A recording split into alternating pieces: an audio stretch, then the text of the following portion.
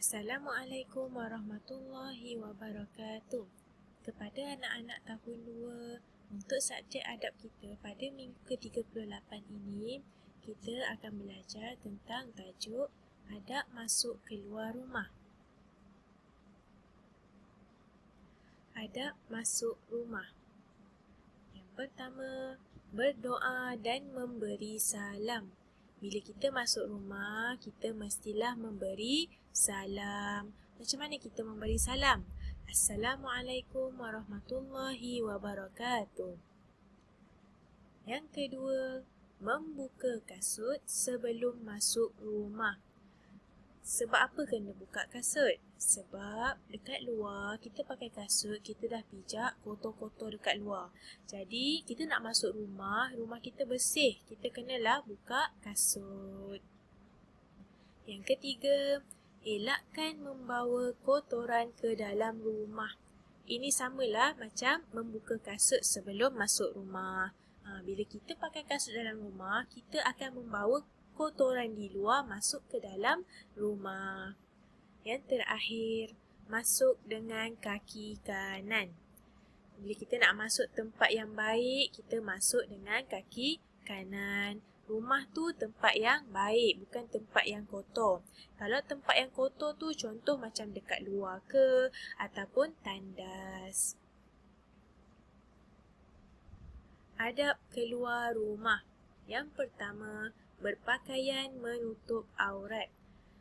Semua sedia maklum, menutup aurat ialah wajib. Hukumnya ialah wajib. Jadi, bila kita keluar rumah, kita wajiblah menutup aurat. Membaca doa keluar rumah. Nak keluar rumah, kita baca doa keluar rumah.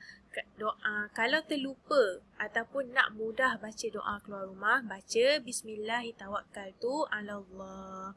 Itu paling mudahlah pada saya. Yang penting kita baca doa. Kemudian boleh baca ayat kursi ke.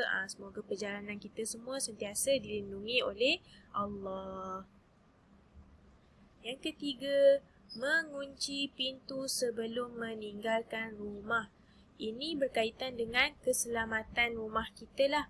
Kalau kita tinggalkan rumah dalam keadaan tak berkunci, jadi pencuri mudah masuk dan ambil barang-barang kita yang berharga. Jadi bila kita kunci pintu rumah kita, keselamatan kat situ insya-Allah terjamin.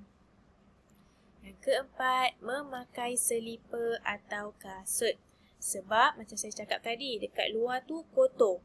Jadi kita tak nak kaki kita kena jangkitan kuman ke apa, kita tak nak. Jadi pakai selipar atau kasut. Yang terakhir, melangkah dengan kaki kiri. Sama juga macam saya cakap tadi, dekat luar tu kotor. Jadi bila kita nak keluar ke tempat yang kotor atau masuk ke tempat yang kotor, kita langkah dengan kaki kiri.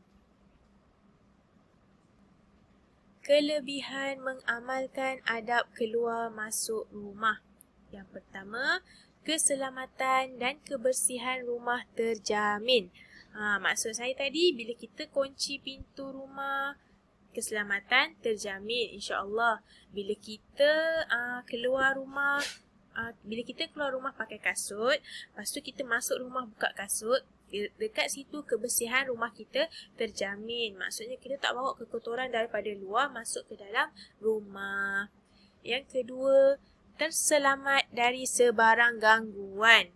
Maksudnya kadang-kadang bila kita keluar ni, kita tak tahu macam apa benda yang ikut kita. Jadi bila kita baca doa, bila kita baca ayat kursi dekat situ, kita dah ada pelindung untuk diri kita.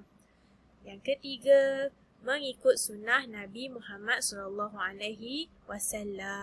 Macam yang kita sedia maklum, semua adab yang kita belajar itu kebanyakannya mengikut sunnah Nabi Muhammad SAW. Yang keempat, terakhir sekali, mendapat pahala. Bila kita ikut sunnah Nabi, kita akan dapat pahala. Akibat tidak mengamalkan adab keluar masuk rumah. Kat sini ada kesilapan ejaan sikit, patutnya ada huruf ba. Okey, ini dah jadi akid. Kita nak cakap kat sini akibat. Okey. Yang pertama, tiada keberkatan kerana tidak mengamalkan sunnah Nabi. Okey, dekat sini bila kita tak amalkan sunnah Nabi, kita dah tak ada keberkatan dekat situ. Bila kita amalkan sunnah Nabi, kita akan mendapat pahala.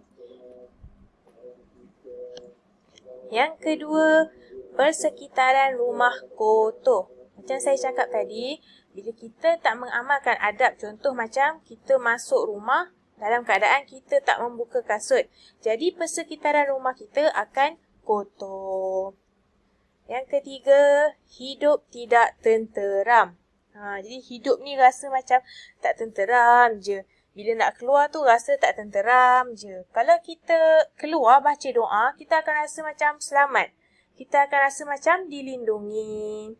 Yang terakhir sekali, keselamatan dan kebersihan rumah terabai. Sama jugalah macam tadi. Bila kita tak kunci pintu, keselamatan rumah kita akan terabailah. Macam main keluar je, orang pun boleh senang masuk. Bila kita masuk rumah pakai kasut, jadi kebersihan rumah kita akan terabai. Okey, itu sahaja dari saya untuk subjek adab kita pada minggu ini. Sekian, terima kasih. Assalamualaikum warahmatullahi wabarakatuh.